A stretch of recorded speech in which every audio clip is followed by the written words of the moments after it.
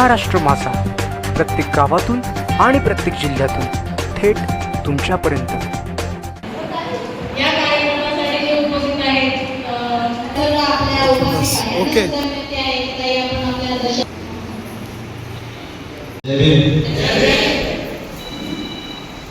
जगाला शांततेचे संदेश देणारे तथागत भगवान गौतम बुद्ध, भारतीय राज्यघटने शिल्पकार डॉक्टर बाबासाहेब आंबेडकर, महात्मा ज्योतिबा फुले, छत्रपती शाहू महाराज यांच्या विचारांना दिवार अभिवादन.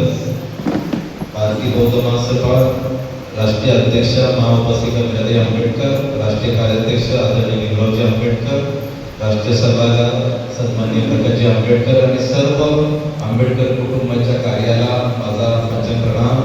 त्यांच्या चाललेल्या कार्याला माझा खूप त्यांचा कार्याला वंदन करतो. आज भारतीय बौद्ध महासभा महिला कमिटीच्या माध्यमातून माता रमाई यांच्या जयंतीच्या निमित्ताने आजचा कार्यक्रम आयोजित केलेला आहे.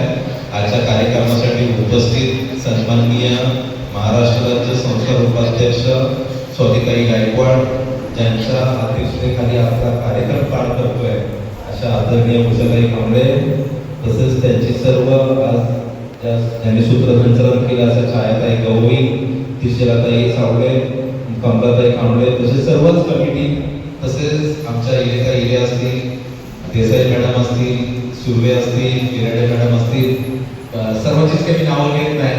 सर्वांना माझा सविनय जय भीम. आज आपण खरंच म्हणजे मी माझ्या 2-3 कार्यक्रमाला आलो आणि सर्व महिलांचं कौतुक केलं पाहिजे. कारण तुम्हाला सांगतो, फुले शाहू आंबेडकरी विचारांच्या कार्यक्रमामध्ये आणि विशेष करून भारतीय बौद्ध महासभाने धार्मिक कार्यक्रम घ्यायचा म्हटला तर खूप काटकसरीचा विषय असतो. आणि अशा परिस्थितीमध्ये मला सुद्धा शंका होती आज गुरुवार आहे, वर्किंग डे, कारण आपल्या बऱ्याचशा महिला कुठे कामाला जातात आणि अशा याच्यामध्ये उपस्थिती कमी असते. परंतु आज इथं आल्यानंतर ते चित्र तसं नाही आहे. खूप मोठ्या संख्येने महिला, आता काहींनी सांगितलं काही महिला आता येतात, पण तर एक कार्यक्रमामध्ये नेहमी मी हजर असलो तर नेहमी उत्साह बघायला मिळतो. आणि बरोबर अशा पद्धतीने जर कामं जर झाली तर नक्कीच भारतीय बौद्ध महासभेच्या माध्यमातून, कारण असे कार्यक्रम आयोजित करून आपल्याला काय साध्य करायचंय, महिलांना जास्तीत जास्त सामाजिक आणि धार्मिक कामामध्ये महिलांचा सहभाग जर वाढला तर समाजामधलं परिवर्तन नक्कीच होतं.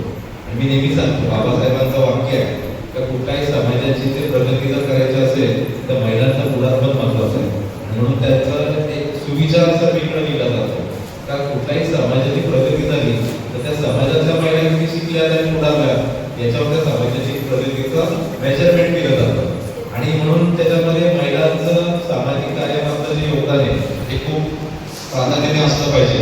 आता सांगितलं तर माता रमाई यांचा जन्म 7 फेब्रुवारीचा आहे, त्यांचा मृत्यू 27 मे 1935चा आहे. खूप कमी कालावधीमध्ये त्यांचा जो त्याग आहे त्याच्या त्यागातून आज आपण पाहिलं असेल तर डॉक्टर बाबासाहेब आंबेडकर या देशाचं सर्वात मोठं जगातलं असं संविधान लिहू शकते.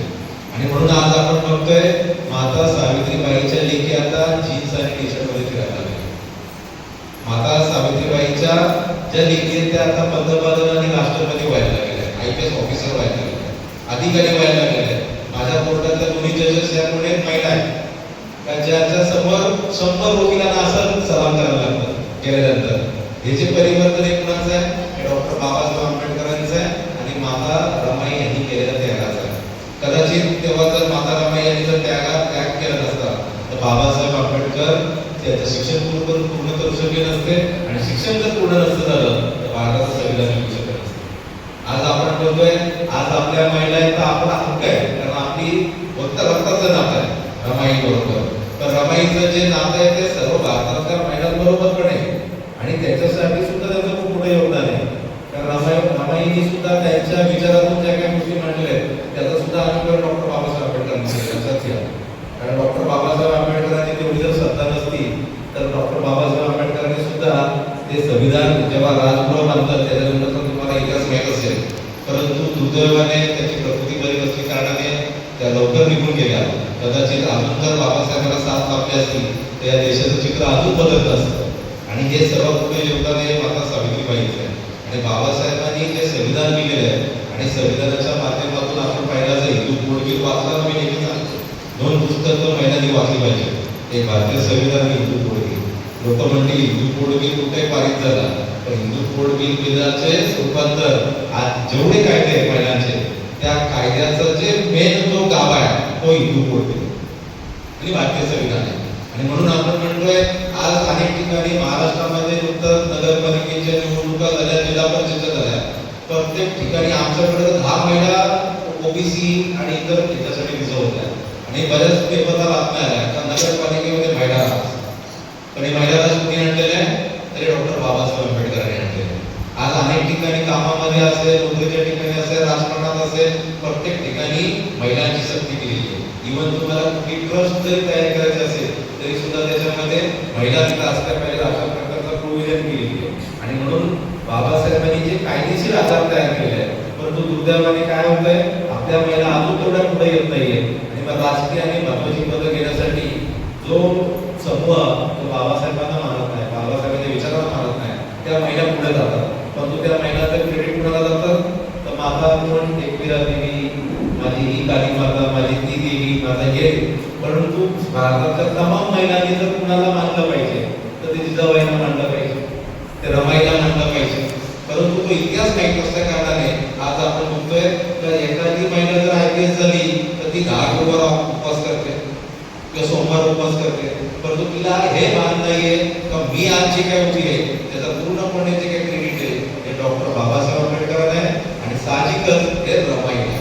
आणि याच्यासाठी आता महिला जर पुढे आल्या, मी आताच ताईंशी बोलतो का आता पुढचा महिला कमिटीच्या माध्यमातून बरेचसे कार्यक्रमाचे मला वाटतं वर्षाचेच कार्यक्रम तयार केलेले आहेत.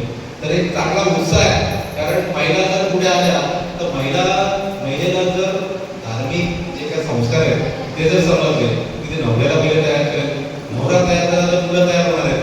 म्हणजे एक बाई एका घरातील 5 लोक तयार करणार आहेत. पुरुष आम्ही होऊन गेल्यानंतर ना तो कुठे चर्चा करत नाही, नाही त्याचा बदल बायकोवर होत ना मुलांच्यावर होत.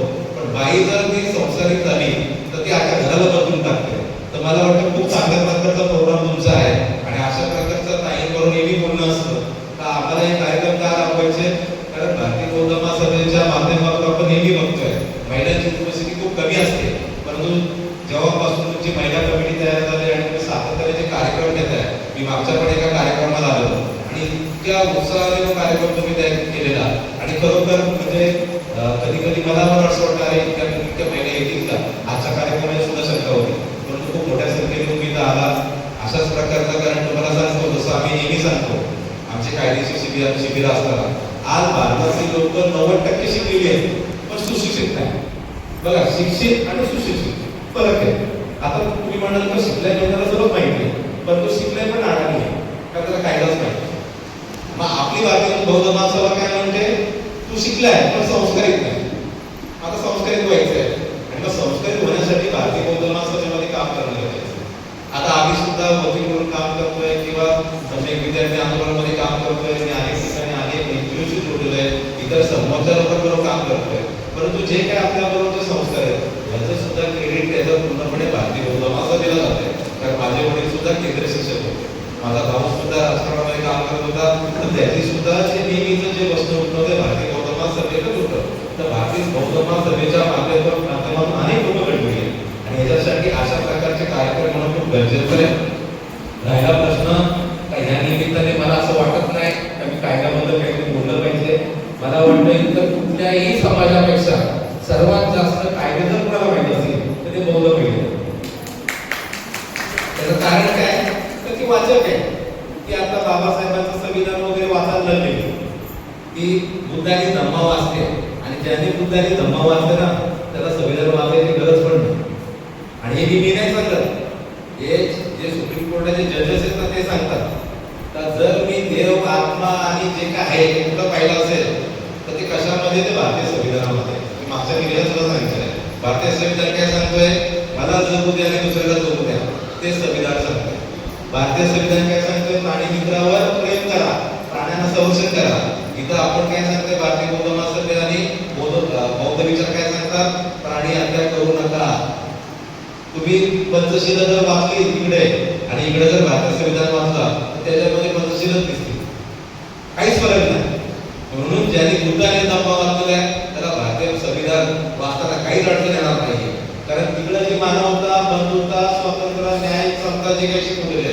तेच पूर्णपणे बौद्ध संस्कारामध्ये तेच पूर्ण आपल्या बौद्ध कुठलाही ग्रंथ घ्या, भारतीय बौद्ध महासभेचं कुठलंही शिबिर घ्या किंवा भारतीय बौद्ध महासभेचा कुठलाही प्रवचन करायला तर तुम्हाला काय गोष्टी सांगणार आहे? स्वातंत्र्य, समता, न्याय, बंधुता म्हणजे मानवतावादी राहतो. आणि मानवतावादीकडे काय होतो आपण? तर आपले विचार त्या प्रकारचे असतात आणि म्हणून ज्यांनी बुद्धाने धम्म वाचला आहे, मी तर म्हणतो बुद्धाने धम्म वाचला पण नाही, परंतु तो सामन्यात झालाय, शिबिराला येतोय, कार्यक्रमाला येतोय, त्याच्यामध्ये पण ते आलेले आहे. म्हणजे न वाचता पण टेक्निकली म्हणजे बघा ना, विदाउट डिग्री फुल अधिकारी तशा प्रकारचं सुद्धा आपल्याकडे ते संस्कार तयार झाले. तर अशा प्रकारचं सातत्याने महिलांची उपस्थिती राहिली पाहिजे. आमच्याकडून जे काही छोटा मोठा असेल नेहमी सहकार्य असेल. पुढे सुद्धा आपण काही सांगितलेलं आहे का महिलांचा सामील शिबिर होतोय, उपस्थिती शिबिर सुद्धा झालं पाहिजे. तर त्याच्यामध्ये सुद्धा जास्तीत जास्त आपला सहभाग असू द्या. आमच्याकडून जेवढं शक्य होईल तेवढा नक्कीच सहकार्य केलं जाईल. तर तुमच्याकडून खूप चांगल्या प्रकारचं आणि उशाताई जेव्हापासून तुम्ही सर्व काम करताय बरोबर महिलांच्यामध्ये एक ऊर्जा तयार झालेली आहे आणि जास्तीत जास्त याच्यापुढे सुद्धा महिला तयार होतील. कारण महिलांमध्ये जो बदल घडतो तो बदल हा समाजातला बदल असतो. म्हणजे मी तर असं सांगेन एका महिलेमध्ये झालेला बदल जो आहे त्याचा इम्पॅक्ट हा समाजावर होत असतो. तर खूप चांगल्या प्रकारचा हे परिवर्तनाचा विषय आणि जो ज्या प्रकारे आज कार्यक्रम आहे मला कोर्टात एक हेडिंग पण लागलेली आहे आणि एक ठिकाणी आंदोलन सुरू आहे. सातत्याने ते आंदोलन आमचे सुरू असतात. तर तुमची सर्वांची मी रजा घेतोय त्यासाठी मी दिलगिरी व्यक्त करतो. नाहीतर मी नक्कीच मला जर टाईम असेल तर मी पूर्ण कार्यक्रमाचा पेपर थांबत असतो. तर आजचा जो काय कार्यक्रम आयोजित केलेला आहे त्याबद्दल माता रमाई आंबेडकर जयंती याच्याबद्दल तुम्हाला सर्वांना खूप शुभेच्छा देतो आणि माझे 2 शब्द इथेच थांबवतो आणि मी रजा घेतो. त्याच्याबद्दल पुन्हा एकदा दिलगिरी व्यक्त करतो आणि इथेच थांबतो. महाराष्ट्र माझाला सबस्क्राईब करा आणि बाजूचा बेल आयकॉन प्रेस करून मिळवा आपल्या परिसरातील ठळक आणि ताज्या घडामोडी.